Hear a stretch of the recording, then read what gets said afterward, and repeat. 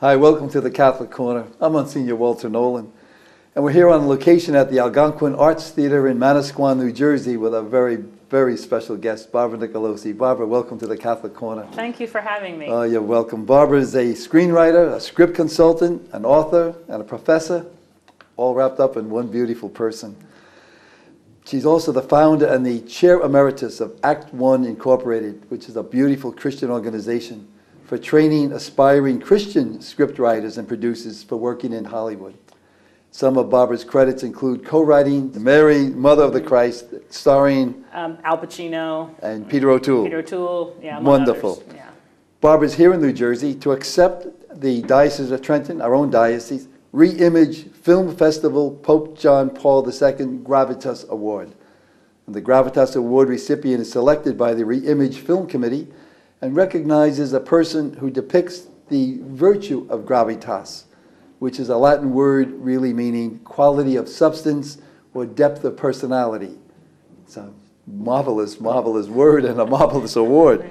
More specifically, they illustrate gravitas in their efforts to communicate God's love through the use of film and digital media arts. Again, Barbara, welcome. It's so great to have you. Thank you. Please tell me a little bit about how this all started for you. Sure.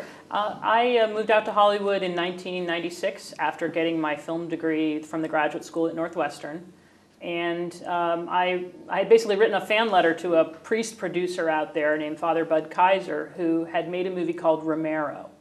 And I saw the movie Romero, and it so impacted me that I wrote my very first fan letter ever and said, you know, I wish I would ever be able to make a movie that impacted anyone the way that movie impacted me. And he wrote back to me and said, you need a job. Not only impacted yourself, but you know, even just saying that, I'm getting chills. Yeah. I mean, Romero was first of all, a marvelous human being, as a saint, and a tremendous movie. Yeah, no, a very powerful film. And so he just happened to have had 2 openings in his company when I wrote that letter. So the moral of the story is, if you ever have a good impulse to say good job to somebody, do it, because you never know where it's going to lead.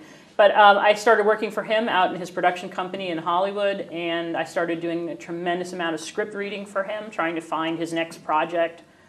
And I was reading hundreds of scripts, and they were awful, mostly awful. And they were coming from people who were giving father scripts were people of faith, basically, and they wanted to do important stories, you know, stuff that was about moral values or scripture or saints or, you know, and they just were terrible from the standpoint of professionalism, artistry. They were all about, you know, just getting a message out, but they didn't have any understanding of what a beautiful movie is.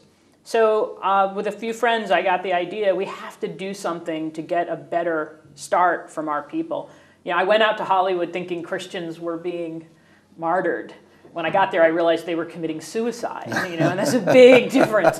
So the Act One program evolved out of that. It was really a group of friends who were all writers working in Hollywood who were people of faith. It became interdenominational because my friends happened to be Protestants that had, you know, initially approached me to do this, and I was a Catholic, so we decided, look, we're not going to solve the Reformation here. What we are going to do is help create a very good mentoring program for the next generation. And so then we developed a whole craft program, a really rigorous study of the craft of the movies, and began training writers in 1999. In 2000, the U.S. Bishop's Catholic Communications Campaign came on as a major sponsor. And we then brought the program to New York under their sponsorship, and then we did Washington, D.C. and Chicago. And then about 6 years ago, we began a program to train producers and executives.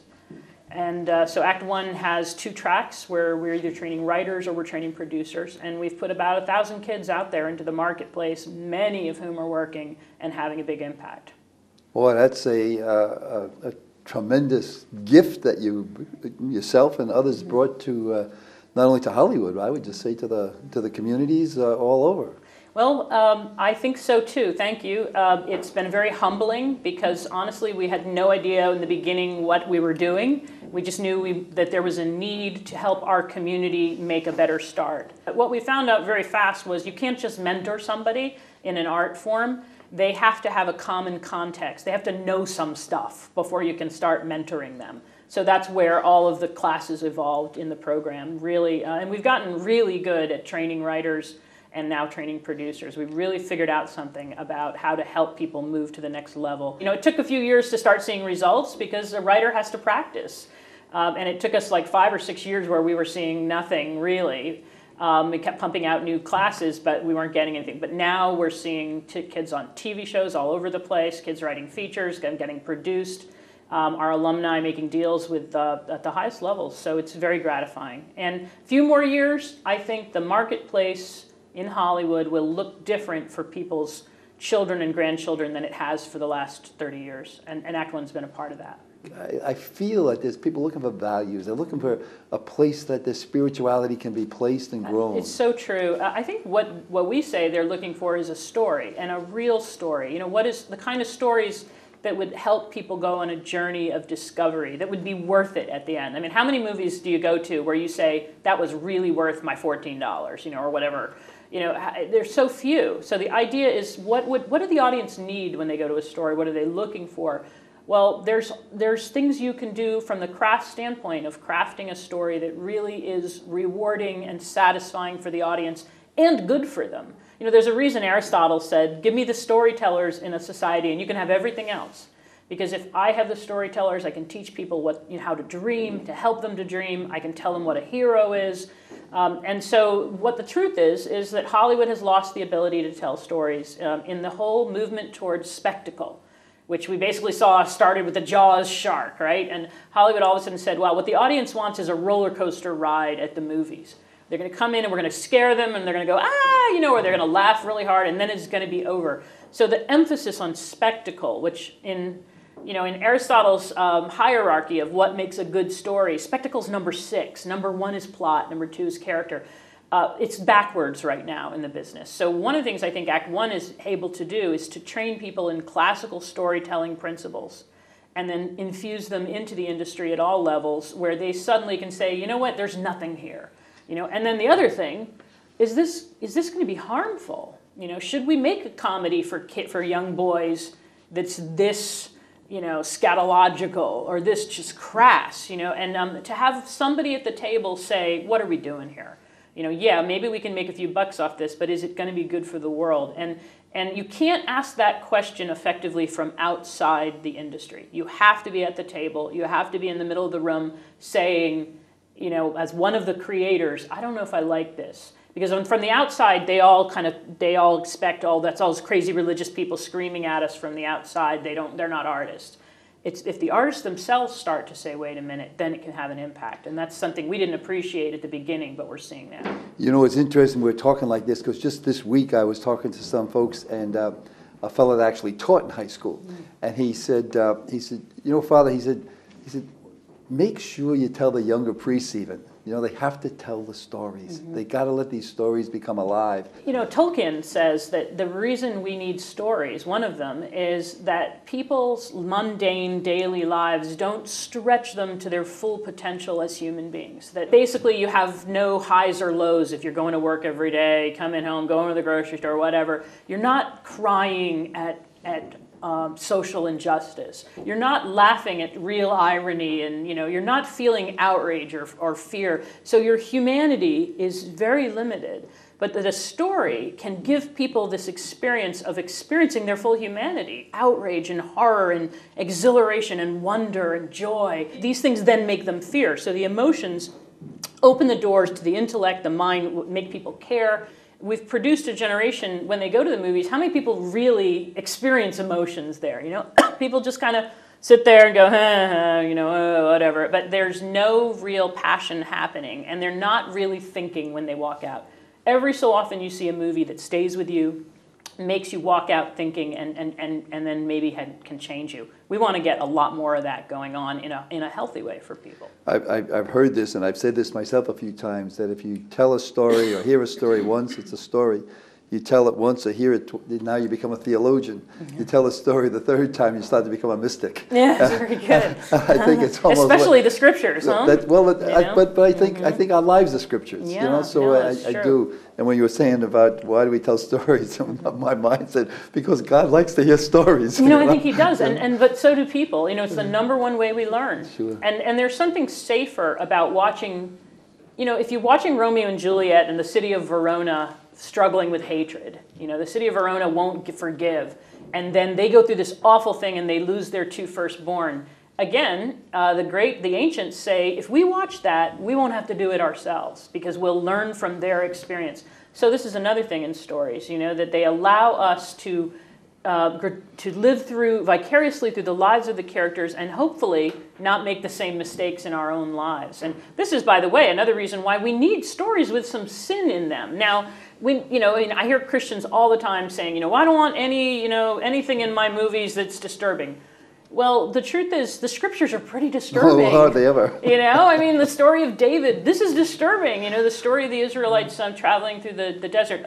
Our story, Jesus ending up on a cross. This isn't a happy, cute little happy ending moment. This is a difficult story. So we can't shield our people from real grit. Flannery O'Connor, probably the greatest storyteller, short storyteller ever, Catholic writer, profound Catholic writer. She said we need stories that allow people to really be shaken up so that they'll think deeper about their own lives. And so there has to be a way to talk about serious things of gravity in the human story without becoming an occasion of sin. We got to be able to talk about sin without being an occasion of sin. And so that kind of art, what John Paul II called the prophetic voice of art, that's what we have to recapture. And that's also, I think, part of the whole, not only our religious history, but I think of all nature. It's really death and resurrection. Death and resurrection. So we have, it's all over, and the deaths are sins, or the deaths are messiness of life. The messiness of life. Again, Flannery O'Connor said, the resurrection is useless if there's no reason or need for it in the world in which we live. So I think that we have to grow up a little bit. I think that the reaction that I'm seeing in Christians, people of faith, is, okay, well, we're so sick of sex and violence from Hollywood that we want really uber sanitized stuff that doesn't challenge us and that's cute and sweet. And that's again, Flannery O'Connor said sentimentality is inexcusable for the believer. But it's not life. It's not life, and it's not particularly helpful. So I'm hoping that this journey we've traveled, as the baby boomers cede power and cede influence, the next generation is much more open to asking questions of why. They're not so dogmatic. And I think that their stories are going to be asking very important questions again. When we're talking like this, gosh, Barbara, it's so wonderful. It's like Mark's gospel that actually, when we look at the whole gospel, talks about the power coming from the powerlessness. Mm. And that's what I'm hearing you saying in the words by having lots of young folks and all entering into how they can take, the strength of themselves and into a world of powerlessness, but bring the power to it. Absolutely. And, one of our other credos at Act One is we're very against kind of just message-oriented art because that becomes propaganda way too soon. And we don't want propaganda for Jesus any more than we want propaganda for Stalin. Propaganda is bad because it violates the freedom of the human person. But what we do want is the beautiful. And the key to producing the beautiful, we believe at Act One that if you make something beautiful, something that's whole, harmonious, and radiant, as St. Thomas said, that it will do the work. Then the message that people necessarily are saying is secondary. The main thing is the story should work as a beautiful work of art, and the movie should work that way. And that will be transformative for the world. So we're much more, we say to our students, take your messages that you want to give, and put them on a shelf for now. Right now, try to really make a scene that works absolutely well, or a character that's absolutely profound and well thought out and very deep. And so we're very rigorous in the craft because we believe that the artist's craft, somewhere in the practice of the craft, is the key to the beautiful. And we got that from John Paul II's letter to the artists. He said this over and over, that insofar as the artist pursues the beautiful, he will be able to save the world, in a prophetic and priestly way. And because God is beauty.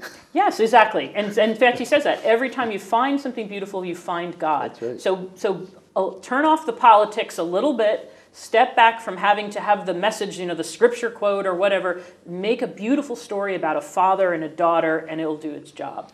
I can't remember now the book or something, but somebody was talking about how do you know when you're in love? And the answer from the father to the son was, you know you're in love when you don't have to ask the question. When you're, and that's kind of what I'm hearing you say. Yeah. When the beauty shines forth, you don't have to ask the question. It's so true. If the story's working as a work of art, you don't have to sit there and have the moral tagged on the end. Like look at say the Pietà.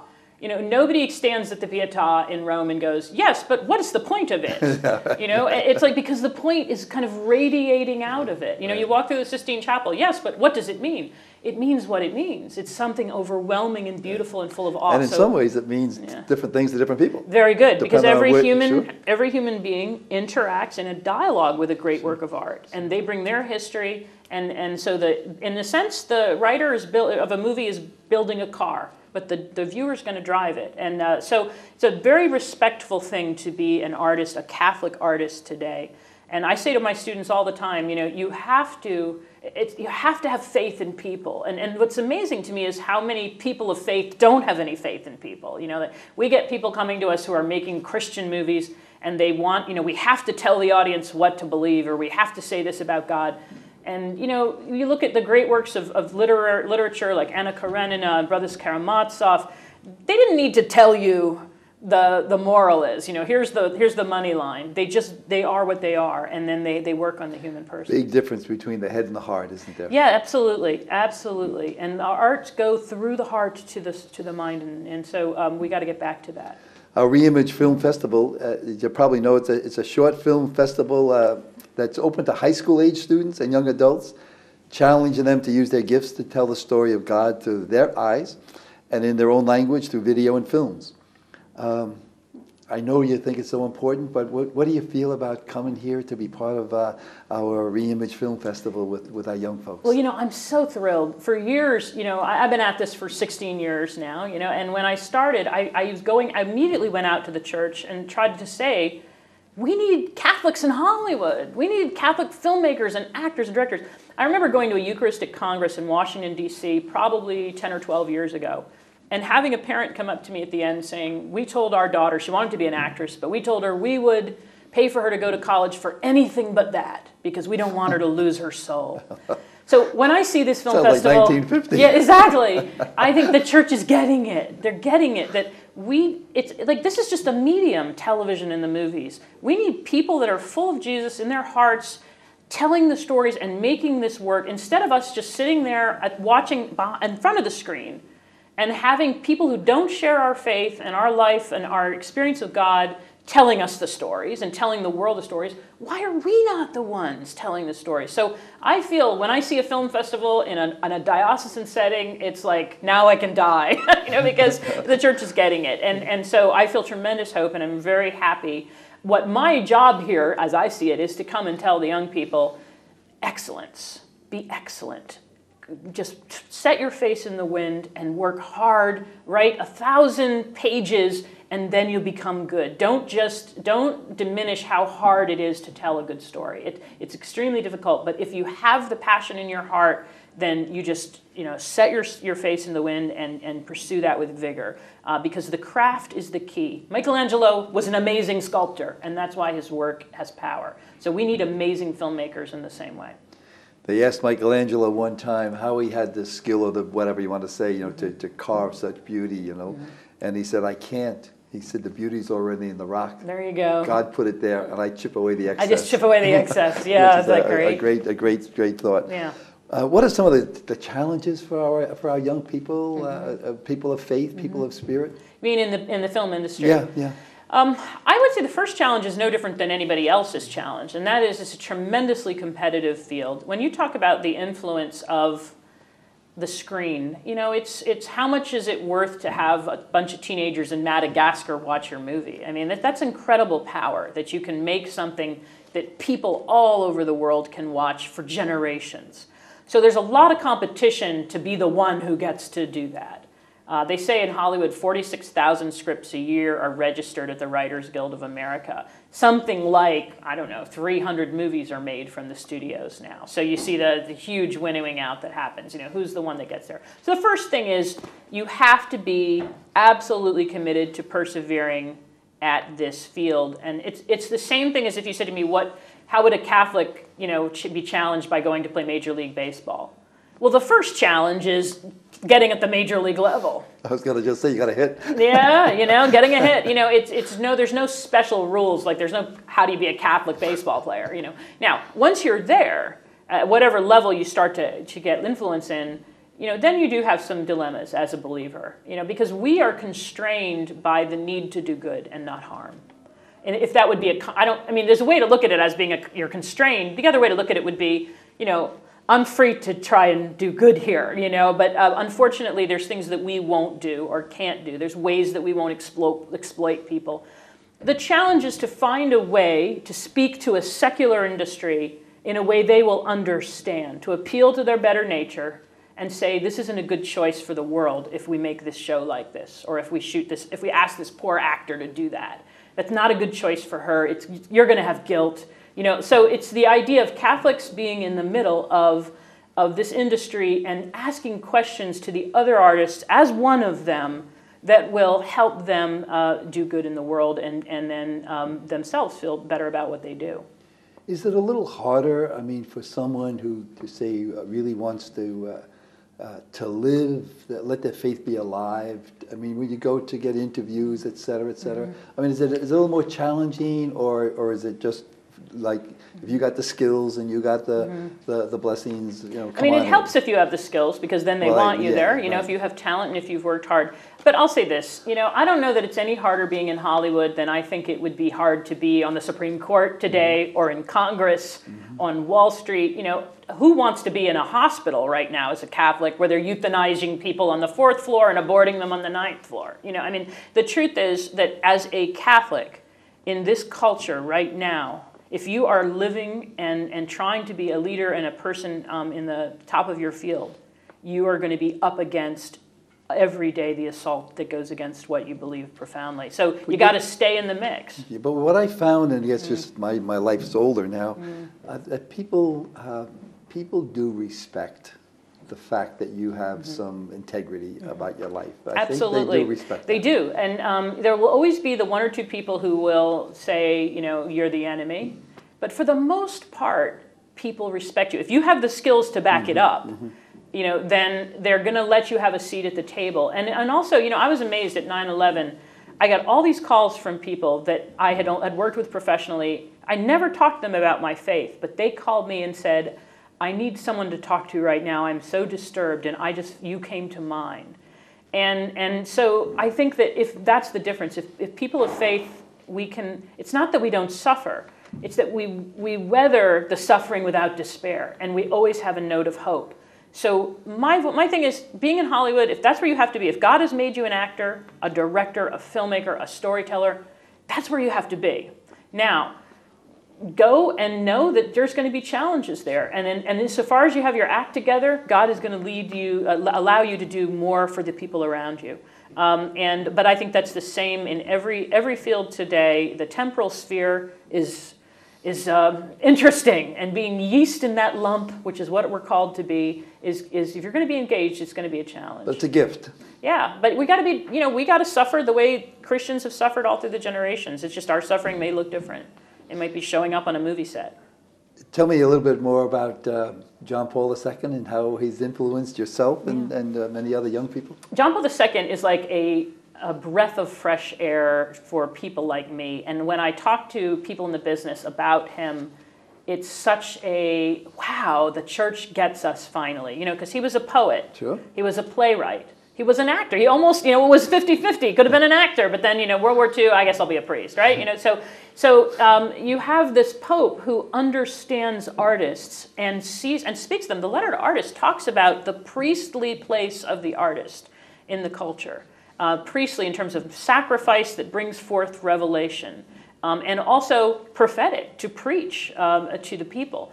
So when you read the letter to artists, it's astounding, because so often what I hear when I go to church, not in Hollywood, but outside, is the movies are bad, Hollywood is bad, television is bad, don't watch this stuff. And it's what I do, and I don't want to do bad, but I'm a storyteller. But when you read John Paul II, he says, what you do is great. The church needs you. He actually says in the letter to artists, I'm telling you, movie makers, the church has need of you to bring the gospel in a compelling way to the people of this time.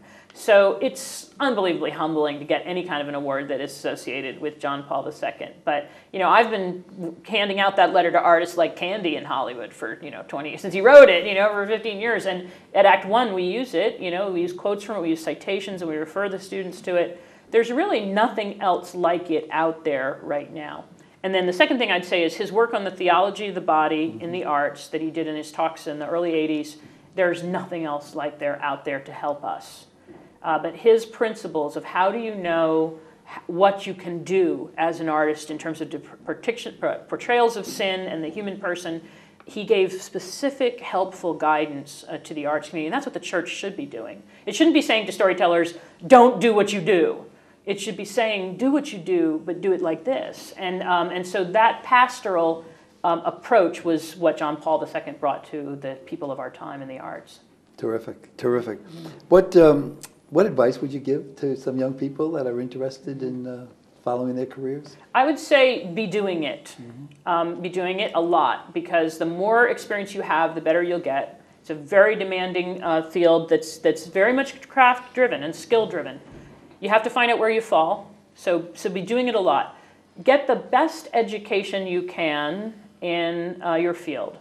What I'd say is, though, know that the best education you can get is probably in a secular context. So get your act together first, right? If you're not spiritually strong, if you don't know who you are as a Catholic, as a believer, if you don't know Jesus, don't throw yourself into USC Cinema School, because they're going to attack what you believe, and they're going to make fun of it quite a bit, because it's just not the prevailing wind. So you've got to fortify yourself, have a really strong spiritual life, live a sacramental life, but be an artist, and do it in every day. Say, God, help me make something beautiful today. And if you make that your prayer, you put your head down, you work hard, then you can do a lot of good. And after the prayer, don't be afraid to fail once in a while. Don't be afraid to fail in your first efforts, but you'll get better. Sure. But like I said, you say I'm a storyteller, then you be a storyteller, and you say, if I'm going to be poor, I'm going to be a storyteller, and then you'll make it, and you won't be poor. Barbara, I can't thank you enough, and I know you've written some things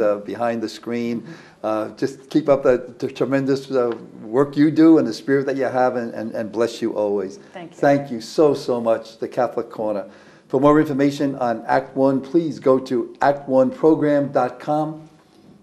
Don't ever quit. Just keep going and bringing God's love to all your different vocations and all the different fields that we have. Bless you. Thank you. Really, thank you very, very much.